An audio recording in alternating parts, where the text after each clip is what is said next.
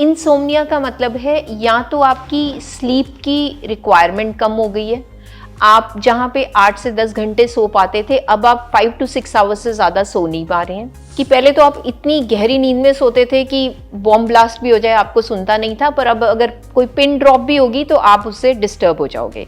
So the quality of sleep, quantity of sleep, दोनों चीज़ें सफ़र करती हैं after menopause and it becomes a very irritating problem for women. कहा जाता है कि सोने से एटलीस्ट 1 घंटा पहले आप अपने आप को सारे इलेक्ट्रॉनिक डिवाइसेस से डिटैच करिए। We should fix a time table जिसमें आपका सोने का टाइम और जागने का टाइम फिक्स्ड रहना चाहिए, ताकि आपकी बायोलॉजिकल क्लॉक को पता हो कि अब 10:30-11 बज गए and we have to fall to sleep, और सुबह 5 या 6 बजे we have to wake up. नमस्कार, सेहतनामा देख रहे सभी दर्शकों का स्वागत। मीनोपॉज से रिलेटेड सीरीज आप बेहद पसंद करें और मीनोपॉज से ही जुड़ी समस्या है नींद ना आने की समस्या। बहुत सारी आप में से महिलाएं जो ये सवाल करें कि नींद नहीं आती, तो आज नींद ना आने का क्या समाधान है बता रही है सीनियर गायनेकोलॉजिस्ट डॉक्टर सीमा शर्मा। बहुत बहुत स्वागत एक बार फिर से।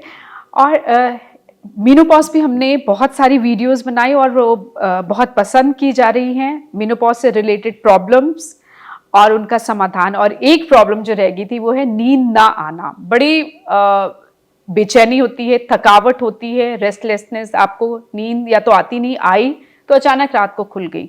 और ये वो दौर होता है जब 40 से 50 साल की उम्र, जब महिलाएं वर्किंग भी हैं या अगर घर में काम कर रही है तो घर की पूरी जिम्मेदारियां, क्योंकि बच्चे भी अभी बड़े हो रहे होते हैं। सो उस दौरान नींद ना आना तो एक बड़ी समस्या बन जाती है। राजेंद्र, डेफिनेटली नींद ना आने की प्रॉब्लम को हमारी मेडिकल टर्मिनोलॉजी में इंसोम्निया कहते हैं। इंसोम्निया का मतलब है या तो आपकी स्लीप की रिक्वायरमेंट कम हो गई है, आप जहाँ पे 8 से 10 घंटे सो पाते थे अब आप 5 to 6 आवर्स से ज़्यादा सो नहीं पा रहे हैं। सेकेंडली, आपकी क्वालिटी ऑफ स्लीप भी पहले से डिटीरियोरेट हो गई है। कि पहले तो आप इतनी गहरी नींद में सोते थे कि बॉम्ब ब्लास्ट भी हो जाए आपको सुनता नहीं था, पर अब अगर कोई पिन ड्रॉप भी होगी तो आप उससे डिस्टर्ब हो जाओगे। So the quality of sleep, quantity of sleep, दोनों चीज़ें सफ़र करती हैं after menopause and it becomes a very irritating problem for women from the age of 40 till 50, especially menopausal age group में। एंड द कल्प्रिट, मतलब cause क्या है इस insomnia का, it we can all blame it on the hormonal change. अब आप सोचोगे कि आज से पहले क्यों हमें आज ये वीडियो रिकॉर्ड करने की नीड महसूस हो रही है, और शायद हमारी मदर या ग्रैंड मदर प्रॉब्लम्स तो उनको भी आती थी, पर कभी किसी ने इन पे गौर नहीं किया, ना ही उन्होंने इसके बारे में इतना शोर मचाया कि पब्लिक अवेयरनेस जनरेट करी जाए। क्योंकि महिलाओं को शायद आदत हो जाती है, वो एक सिचुएशन, इतने साल हो गए शादी की, बच्चों को पालते पालते वो एक्सेप्ट कर लेती है, कुछ भी प्रॉब्लम हो रही है उस तरफ उनका ध्यान ही नहीं जाता है, खासकर हेल्थ प्रॉब्लम पर। सेकेंडली मैं ये कहती हूँ कि नाउ इज द टाइम, जब लास्ट 3-4 डिकेड से सिनेरियो चेंज हुआ तो women, we all became very ambitious and working women. अब आपने जैसे करेक्टली कहा कि 40 to 50 पे आप अपने पीक ऑफ करियर पे होते हो, और जब ये आके आपके हेल्थ को हिट करती हैं चीज़ें तो you are not prepared for it. So I think it becomes our responsibility as health care providers and definitely आपकी, कि हम अपनी इन महिलाओं की हेल्प करने के लिए उनको पहले तो जागरूक करें, कि उनको पता हो कि ये चेंज उनकी लाइफ में आ सकती है, ये नॉर्मल है, इसको एक्सपेक्ट करें, इसके लिए प्रिपेयर्ड हो और फिर इसको एक्सेप्ट करें और टैकल करें। So how do we go about it? देखो, कोई भी महिला जो स्लीप डिप्राइव्ड है, जो अच्छे से सो नहीं पा रही है, नेचुरल है कि उसका मूड बहुत इरिटेबल होगा, उसको थकावट बहुत जल्दी महसूस होगी, वो इजीली फटीग हो जाएगी, शी कैन बी लेथार्जिक, उनकी कॉन्सेंट्रेशन की एबिलिटी जो है वो कम हो जाएगी, और वो छोटी छोटी बात पे उन पे चिड़चिड़ापन आएगा।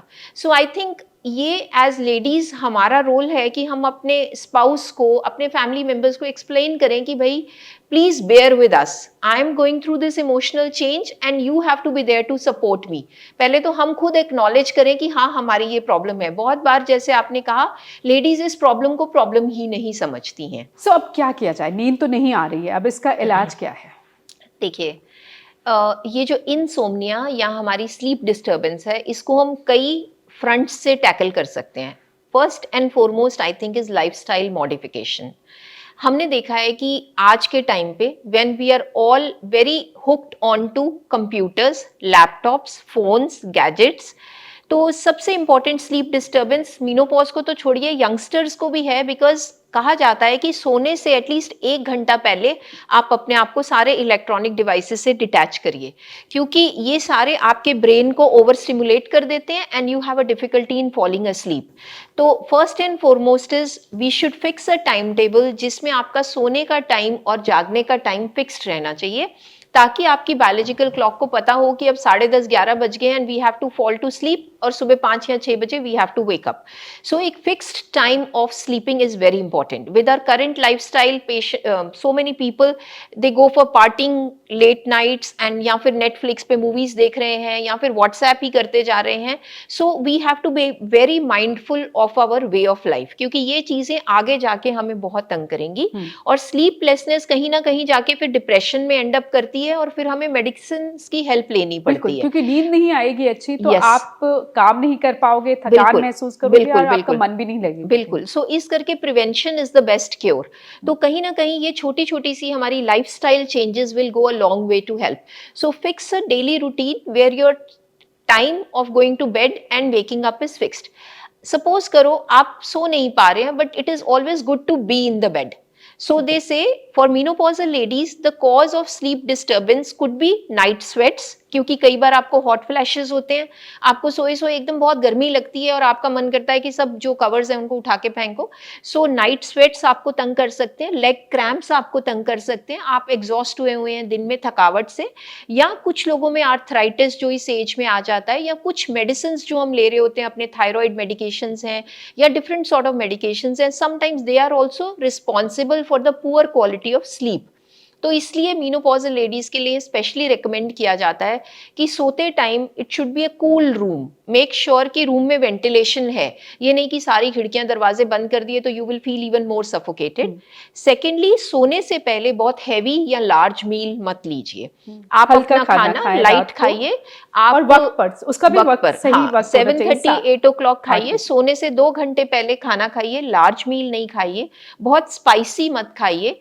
Take veggies, take more of fruits. You can have a light dinner. You will sleep better. Then you wear cotton clothes और कूल क्लोथ्स। ये नहीं कि हम लेयर्स पहन के सो रहे हैं या वुलन्स पहन के सो रहे हैं, आप सो ही नहीं पाएंगे। Then reduce your caffeine intake. आपने टी और कॉफी ज्यादा नहीं लेनी है, मॉर्निंग में लीजिए, पर शाम को लेने से फिर आपका स्लीप बिल्कुल डिस्टर्ब होगा। फिजी ड्रिंक्स जो हैं, कोक है, कोलाज हैं, आजकल people are very used to having them frequently, they should be avoided, क्योंकि वो भी आपकी स्लीप को खराब करते हैं। सिमिलरली पिज्जाज हैं, बर्गर्स हैं, these are all very high calorie foods, so they should be discouraged. And last but not the least, अगर आप रेगुलर एक्सरसाइज या योगा अपने रूटीन में फिट करते हैं तो ऑटोमेटिकली आपकी बॉडी जो है दैट गेट्स टायर्ड, है ना, your muscles they get tired, and end of the day you need sleep and you will be able to sleep better. कितने मिनट निकालने चाहिए, जरूरी है आपको? कोई भी आप वॉक करिए, एटलीस्ट 30 मिनट्स, आधा घंटा निकाला जा सकता है, बिल्कुल अगर आप easily। अच्छे ढंग से सोना हाँ, सो चाहे जो भी आपको कंपैटिबल एक्सरसाइज है, दैट में बी डांस, दैट में बी योगा, दैट में बी साइकिलिंग, दैट में बी स्विमिंग, जिसको जो कंपैटिबल और इजीली वो कर सकता है, 30 मिनट्स अपने लिए स्पेयर करे। अगर आपने सुबह हाफ एन आवर वर्कआउट किया, आप ऑटोमेटिकली सो जाएंगे। दूसरा देश है कि रात को सोने से पहले you can use, there are yoga nidra करके है, या डिफरेंट एप्स हैं जो बहुत सूदिंग म्यूजिक है, आप उसको प्ले कीजिए ताकि आप अपने स्लीप में आराम से सो पाएं। And last but not the least, अगर किसी को फिर भी नींद नहीं आ रही है, then as doctors we are there, gynaecologist, to replace the hormones. फिर हमारी हार्मोनल थेरेपीज का रोल आ जाता है, जो ईस्ट्रोजन और प्रोजेस्टेरॉन हम सप्लीमेंट करते हैं, जिससे कि क्वालिटी ऑफ स्लीप आपकी इंप्रूव हो जाती है। क्योंकि main sleep disturbance is happening. अब आप जानना चाहोगे क्यों होता है? होता इसलिए है कि जो ये हॉर्मोन्स अप डाउन हो रहे हैं, इनके लेवल्स आपके ब्रेन पे भी अफेक्ट करते हैं और एज अ रिजल्ट आपकी क्वालिटी ऑफ स्लीप खराब हो रही। तो जब हम वो हॉर्मोन्स को मिनिमम डोज में रिप्लेस कर देते हैं तो आपकी स्लीप ऑटोमेटिकली इंप्रूव हो जाती है।